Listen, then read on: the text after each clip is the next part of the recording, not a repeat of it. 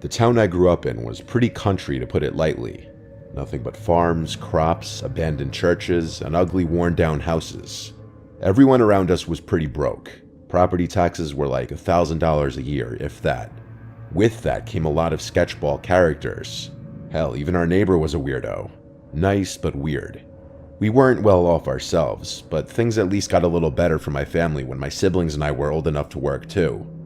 When this app Hot or Not was still a thing many years back, I matched this girl Kelly, who I started seeing for a while. We matched in late summertime, and we were seeing each other through September already. This was early October. Kelly and I were looking for a nice, cheap date to go on. Really, there wasn't much to do around there. We've gone on hikes, explored, and gotten food. Not much else going on. So we took a new route in the car this day, somewhere neither of us had been, just to find something. We found this little restaurant sitting in a random parking lot on the side of the road.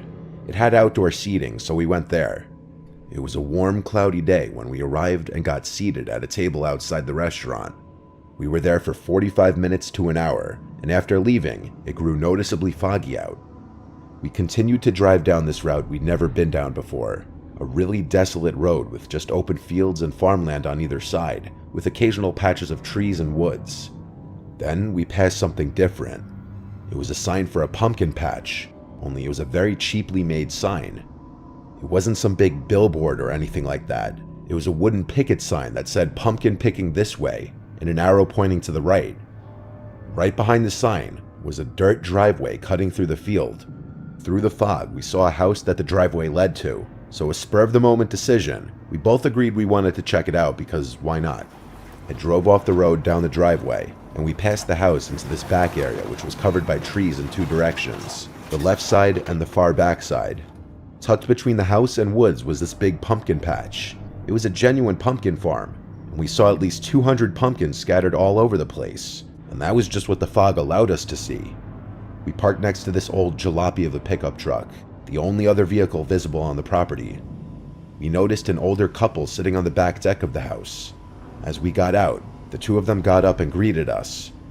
I said we're here for the pumpkin picking, and the old woman said with a smile, "Welcome, pick anything you'd like."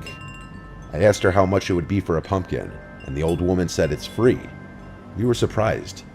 The fog was acting as a sort of barrier, so we couldn't clearly see the two. It was a little creepy, but I could still tell that it looked like the old man was smiling at Kelly.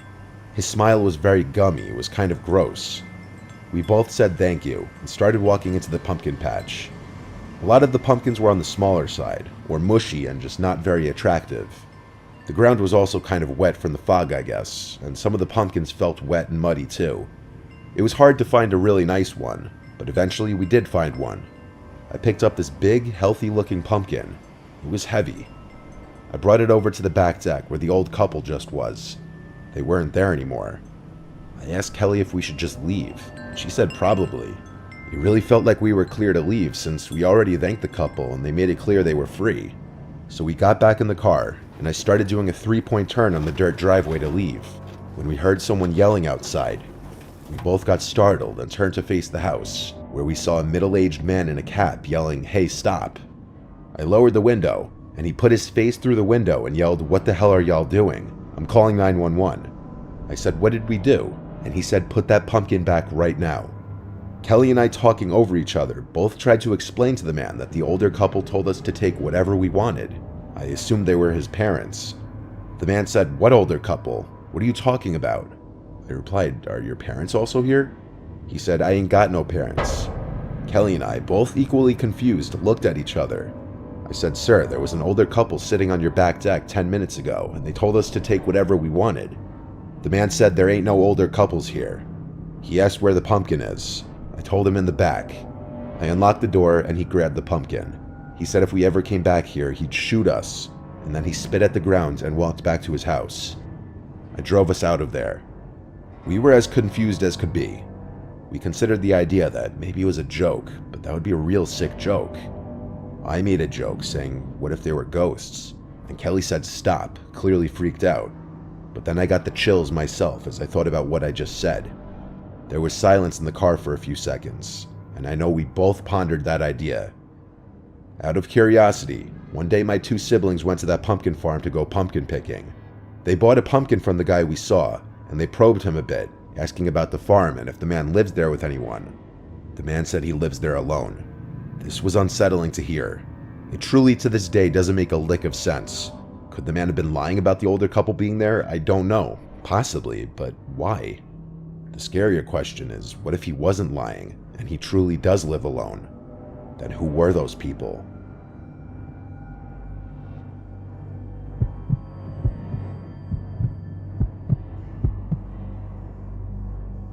It was late October when I woke up to one of my best friends, Connor, hitting me up asking if I was down to come to his house later. It was a Saturday afternoon and I was in high school at the time, so I spent most of my weekends with friends. Connor's parents were out of town for the weekend, and he was home alone with one of his older sisters, whom I'll just call Chantel. She was supposedly watching him the entire weekend. With that information, I knew he was just asking me to come over and party. Again, I didn't have any work responsibilities to worry about at the time, so I agreed to the idea and headed over to his house. When I got to his house, we played some Call of Duty on his family room's couch for a few hours, talking about school, sports, girls, and whatever else we cared about at the time. Eventually, he brought up the idea of going to a Halloween party in his neighborhood that a bunch of people from our high school were going to. At first, I was a bit hesitant of the idea, but after some convincing, I was down to go. I'm not introverted or anything. I just wasn't feeling like partying that night, but Connor was dying to go, so trying to be a good friend, I agreed to go. I asked him about getting some kind of costume, and he had 2 security staff shirts that we could just throw on and use as the bare minimum of a Halloween costume. We continued to play on Xbox for a few more hours until 10:30 rolled around. Connor ran upstairs to Chantel's room, telling her we were going as if she cared. Then we threw on our shirts and headed out. After a quick 5-minute walk, we pulled up to a Halloween decorated house where we could hear the music blaring from inside. We walked past the decorations and through the door where we were slammed with the loud music we heard outside. The place was packed with maybe 70 other high school kids raving and just talking in groups throughout the house. It was your average high school party. A few minutes later, I'd already lost Connor as I was pulled aside by Lino, one of my baseball teammates who I'd hardly seen at all that year. He sat me down on a couch in a circle with some of my other friends and teammates. We continued to talk for a couple hours, laughing at dumb memories brought up in conversation and partaking in activities that normally go down at parties. At this point in the night, I was feeling tired and completely out of it. I knew it was time for me to go home and get some rest for the night. I looked through the party for Connor, where he was flirting with a girl in the corner of the kitchen. As I accidentally interrupted his conversation, I asked him if it was cool for me to go back to his house and sleep. He agreed and said he was going to stay for a little longer, but the girl he was talking to asked if I could go get some drinks from the basement. I agreed to do so after realizing I completely interrupted their deep conversation. It was the least I could do. It didn't take me long to find the basement, as I opened the door and headed down the dimly lit stairs. I stumbled down the last few steps and fell into the fridge. As I opened it, I was greeted by a man's voice behind me, who tried quietly saying boo. I jumped and threw my hands up, facing the direction I heard the voice from.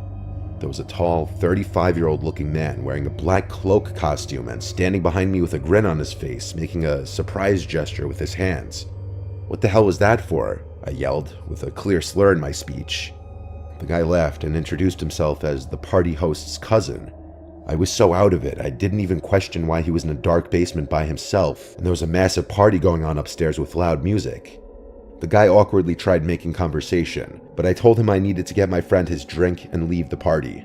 I'm honestly pretty open and chatty to strangers when I'm out of it like that, but even at that moment, I didn't like his vibe, and I tried everything I could to get away. He blurted, "Nice meeting you," as I turned around, walking up the creaking stairs. I told my friend goodbye and left the party. The lights and Halloween decorations on each house in the neighborhood lit up the street as I walked back to Connor's house. It didn't really matter though, because the walk was literally 5 minutes at most. I reflected on the weird exchange I had with that man in the basement as I walked, and I couldn't shake the odd vibes he gave off. The more I thought about it, the weirder it became in my head. I eventually got to Connor's house. It was completely dark, and Chantel's car was gone from the driveway, meaning I was home alone. I walked into the dark, eerie house and didn't bother turning on some lights, just headed straight to the basement to sleep. I walked down there and passed out on the couch. I lay like a baby for maybe 15 minutes until I heard a crashing noise upstairs. It It woke me right up. I tried listening for anything else, but I heard nothing. I thought I was hearing things, then tried getting back to sleep. I don't know how much time passed from when I first heard the crash, but I could hear the floorboards above me creaking like someone was walking on them. I thought it was Connor or Chantel, but it sounded way too heavy to be either of them. I pulled out my phone and texted Connor, asking if he was home yet. I stared at the ceiling, trying to listen. The door to the basement opened. I could hear a person walk down the staircase. I peeked around the bend of the room to see the stair opening.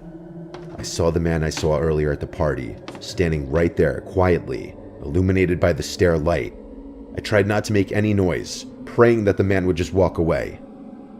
A few moments passed by before he randomly turned and quietly walked out of the basement, closing the door. I picked up my phone and dialed 911. I explained the situation to them, gave them everything they needed, and I waited patiently in the basement for them to show up. I tried opening the windows down there, but they were all sealed shut. I had no escape through the basement door that the man was standing by earlier. The cops eventually came, and they arrested the man because he was still there. He was found hiding underneath Chantel's bed. She had gotten home and was getting ready for bed, and was moments from getting into the bed when she heard the cops knocking on the front door downstairs. I have no idea what his intention was, but clearly he followed me home. The whole encounter has really confused me. I'm just glad things played out the way they did. Oddly enough, the cops were able to review neighboring houses' cameras, and they saw the man following me home. But then he lost me after taking the corner into the cul-de-sac. He ended up lurking on Chantel, watching her get out of her car and walk into the house. Then he snuck around to the backyard and broke in through the back door. Always be alert of your surroundings.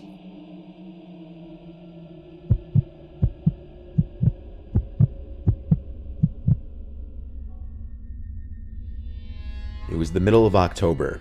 The leaves were just starting to change to that beautiful mix of orange and yellow. My wife Courtney and I are a gay couple. We've been married for 2 years now. We wanted to take advantage of the fall foliage and go to the Catskill Mountains in New York. We booked an Airbnb by Overlook Mountain, a popular hiking destination. We're avid hikers, so we go all over the country to explore national parks and famous hiking destinations. This was our 3rd time going to Catskill, New York. The owner of the Airbnb was an adorable-looking sweet woman who was definitely in her 50s or 60s. Out of respect, I'll just name her Kathy. Kathy was very easy to work with and very responsive. She had the key to the little house hidden in a code-locked mailbox, and she gave me the code. Inside was a very rustic and cabiny type of feel, with wooden walls and floors, but bright-colored rugs to cover the wood floors. It was well kept and nice, spacious enough for 2 people. Outside was woods in all directions. There was a shed converted to a little clubhouse outside, with a pool table and dartboard and a bunch of things hung on the walls. We drove to the base of the Overlook Mountain Trail, and there were some people around. Not many, but a few. As we were ascending the mountain on foot, we'd pass occasional hikers on their way down. Eventually, we sat on a big rock overlooking an amazing cliff view, just admiring for a while. Eventually, we heard a footstep crunching a leaf behind us. We turned around and saw a woman by herself, leaning on a tree. She was like 55 or something. She was clearly looking at us until we turned and saw her. Then she awkwardly looked away. I would have otherwise said hi, but she made it weird. We just ignored it, until randomly we heard her say hi. So we turned again and saw she was looking at us. We said hi back. Then she asked where we're from. From here, we just got into a seemingly normal conversation with her. She said her name was Melinda, and she was from the area. She asked where we're staying, offering her knowledge of the area to suggest places to check out. I told her right up the road at an Airbnb. She suggested some places to go, and then the conversation kind of died off from there. Courtney and I said, well, it was nice meeting you, as we now started descending the trail back towards the car. Weirdly, we noticed the Melinda lady was now also heading down as well, but she was keeping a bit of a distance, not within earshot. We found a spot to rest on the way down for a minute, and we noticed Melinda seemed to stop too at the same time. She was still out of earshot. This was weird. We felt like she was following us, so we decided to just stay put and wait her out, see if she'd move. After a while, she finally did continue making her way down, past us. She looked at us and smiled and said okay as she walked past us. We waited till she was out of sight before we continued hiking down. We got back to the parking area a while later. and from there we went straight back to the Airbnb right up the road. We were exhausted, so we took a nap. Then we went out to eat at this place called Garden Cafe, which was highly rated. After that, it was pitch black out, so we went back to the Airbnb with plans to just cuddle up and watch movies. We had a long day of hiking, so we were going to sleep good. There was only a TV in the living room, but it was set up to have Netflix and everything, so we found a good movie to watch and put it on. We were so tired that we started drifting off to sleep halfway through the movie. I noticed Courtney was completely knocked out, and I was following suit, when suddenly, I was immediately snapped back awake to the sound of knocks at the door. We were in the middle of the woods. Knocks at the door were a huge concern. Nobody should be here. There was no peephole in the door. I couldn't check who was there. All the blinds were closed, and I wasn't going to dare peeking out of one of them. I shook Courtney awake and told her someone's at the door.